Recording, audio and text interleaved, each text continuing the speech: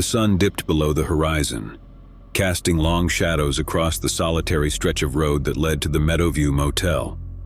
Amelia, a young travel blogger with an adventurous spirit, found herself drawn to the allure of this remote establishment nestled among the rolling hills. Her journey had been long and tiresome, the allure of the quaint motel promising a much-needed respite.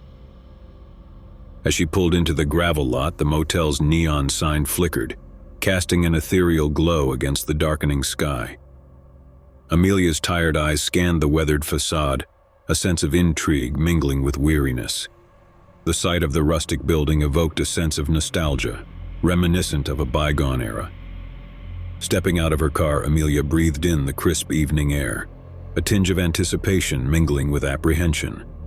The motel seemed frozen in time, the peeling paint and faded signage lending it an air of mysterious charm. The lobby greeted her with a musty scent and dated decor, a threadbare carpet, mismatched furniture, and a faint hum from a flickering overhead light. A portly man behind the reception desk looked up from his newspaper, his eyes scrutinizing her with a forced smile. "Welcome to Meadowview Motel," he greeted in a practiced tone. "How can I assist you?" Amelia returned the smile, her curiosity piqued by the antiquated charm of the place. "I'd like a room for the night, please," she said, her voice echoing in the quiet lobby. The man handed her a key with a worn tag. "Room 7 on the second floor, enjoy your stay," he replied, his eyes darting back to the newspaper as if eager to resume his interrupted reading. As she made her way up the creaking staircase, Amelia's mind buzzed with excitement, envisioning the quaint room where she would spend the night. However, as she unlocked the door to room 7, an uneasy feeling crept over her, a subtle sensation that something was amiss. The room was modest yet cozy, adorned with vintage furniture and floral curtains that billowed softly in the evening breeze. Amelia dropped her bag onto the bed, her gaze lingering on the old-fashioned television and the peculiar arrangement of the room. A quick exploration revealed nothing unusual, yet an odd sensation lingered, an intangible unease that whispered of hidden secrets. Dismissing it as mere fatigue from the journey, Amelia settled in, hoping for a peaceful night's rest. As the night deepened, Amelia's exhaustion waned, replaced by an inexplicable restlessness. She tossed and turned, her mind unable to shake off the unsettling feeling that lingered within the confines of room 7. A faint click roused her from her fitful slumber. Groggy and disoriented, Amelia blinked in the dimness, her eyes adjusting to the shadows dancing across the room. The TV screen emitted a faint glow, casting shadows on the walls. Her heart raced as she realized the source of the sound. A small camera mounted inconspicuously in the corner of the room, its lens fixed upon the bed. Shock coursed through her veins, the realization sending a surge of panic through her body. Thoughts raced through her mind, attempting to rationalize the presence of the camera, but no explanation could ease the rising terror. Amelia's hands trembled as she approached the camera, her breath shallow and erratic. With trembling fingers, she unplugged it from the power source, the silence that followed feeling deafening in the stillness of the room. Questions swirled in her mind, the sense of violation and vulnerability unsettling her to the core. Who was watching? How long had she been under surveillance? And most alarmingly, what purpose did this clandestine recording serve? Dread knotted in her stomach, urging her to flee, but a gnawing curiosity compelled her to investigate further. She rummaged through the room, scouring every nook and cranny for any evidence of hidden cameras or recording devices. Her search led her to a small ventilation grill near the ceiling, its metal frame rusted with age. With trepidation, Amelia stood on tiptoe, peering into the dark recesses beyond the grill. There, hidden within the shadows, lay a maze network of wires and surveillance equipment, an intricate setup of cameras meticulously positioned to capture every corner of the room. The realization struck her like a physical blow. This was no mere oversight or malfunctioning equipment. This was a meticulously orchestrated scheme of voyeurism, a violation of privacy beyond comprehension. An odd feeling went down her back as an alarming thought seeped into her mind. Was she the only guest subjected to this invasive scrutiny? A surge of adrenaline propelled Amelia to action.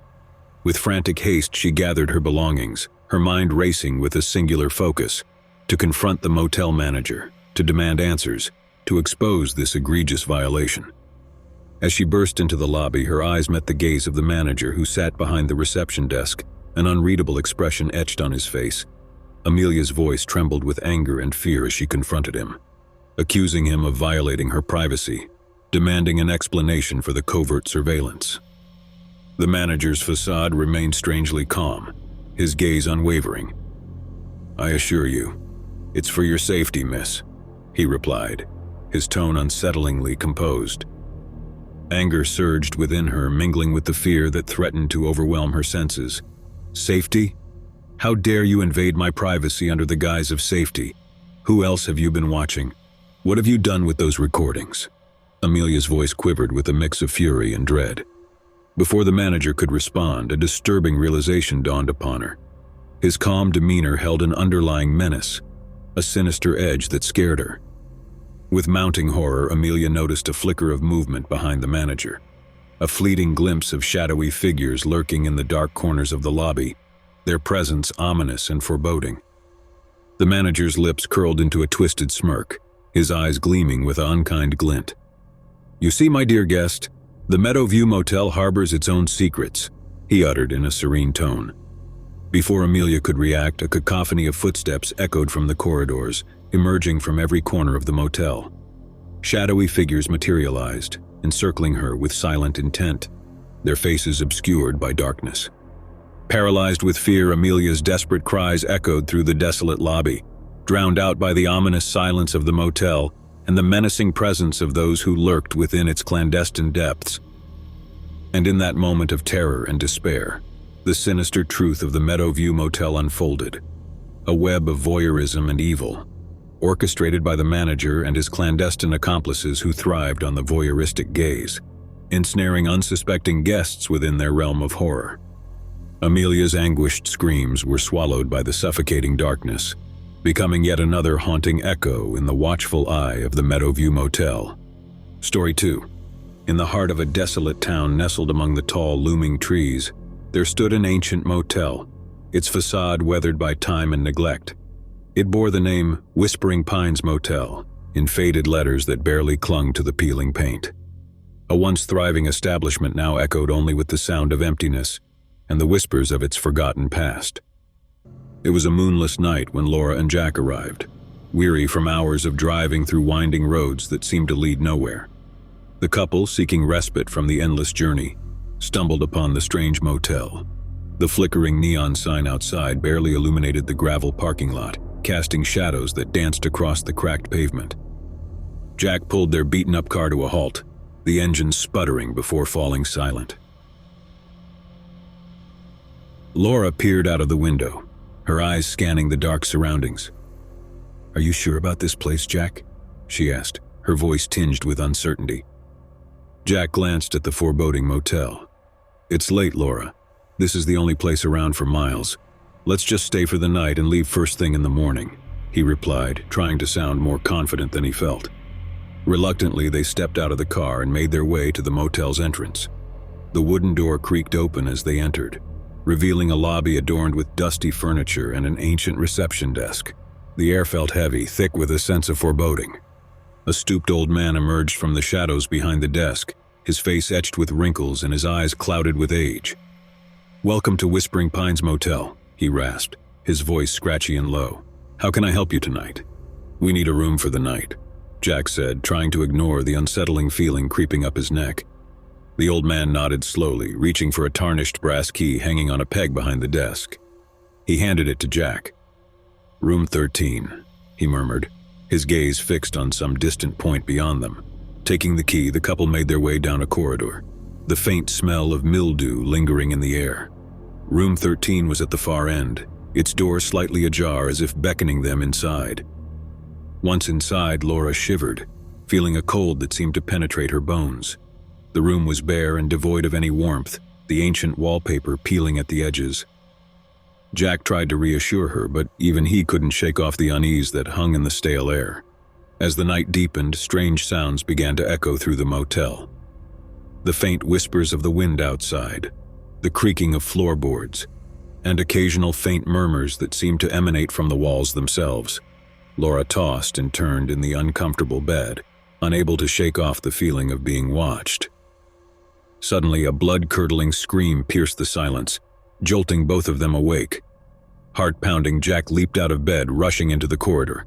The source of the scream seemed to originate from the room adjacent to theirs. They found the door ajar, and as Jack pushed it open, the sight before them froze their blood. A ghastly scene unfolded. The room bathed in a crimson glow, furniture overturned, and crimson streaks splattered across the walls. In the center of the chaos stood the old man from the reception, his eyes wide and wild, a sinister grin etched on his face. He clutched a gleaming knife, its blade glistening in the light. "Welcome to Whispering Pines, where secrets are kept," he hissed, his voice unnaturally twisted. Laura gasped in horror, trying to comprehend the nightmarish reality unfolding before her. Before they could react, the old man lunged towards them, his laughter echoing maniacally through the desolate halls. Jack pushed Laura behind him, his heart pounding with fear and adrenaline. They bolted back towards their room, the sound of the old man's crazed laughter echoing through the corridors. As they reached their door, Jack fumbled with the key, his hands shaking uncontrollably. With a click, they managed to lock the door just as the old man's heavy footsteps drew closer. Breathless and trembling, they huddled in the corner of the room, their eyes wide with terror. The sound of the old man's footsteps halted outside their door, followed by a bone-chilling silence that stretched on for an agonizing moment. Then, without warning, the door creaked open, revealing the twisted silhouette of the old man, his sinister grin illuminated by the pale moonlight that filtered in through the window. With a haunting whisper, he uttered, "You can never leave Whispering Pines. You'll join the secrets that reside within." Before they could react, the old man lunged forward, the glint of the blade in his hand flashing in the darkness. The gleaming blade arced through the air, glinting cruel in the moonlight as the old man lunged toward them. Laura's scream pierced the air, mingling with Jack's desperate attempts to push the assailant away. In a frantic struggle, Jack grappled with the old man, their bodies colliding against the room's worn-out furniture. Laura's eyes widened with terror as she searched for anything to defend herself. Amidst the chaos, Jack managed to knock the knife from the old man's grasp, sending it skittering across the floor. With a surge of adrenaline, he wrestled the assailant to the ground, pinning him down. "Call for help, Laura, now." Jack's voice trembled with urgency as he strained to keep the old man restrained. Laura fumbled for her phone, her fingers shaking violently as she dialed emergency services. But as she raised the phone to her ear, a grim realization struck her. There was no signal. Panic surged within her, the walls of the motel seemingly suffocating her with their evil presence. The struggle continued in the room, Jack's strength waning against the surprising vigor of the old man. It was as if some unnatural force fueled the assailant, lending him in strange strength. With a sudden burst of energy, the old man shoved Jack aside, his eyes alight with a feral intensity. He scrambled to his feet, his gaze fixated on Laura, who stood frozen in terror. "You think you can escape? You think you can unravel the secrets of this place?" The old man spat, his voice twisted with madness.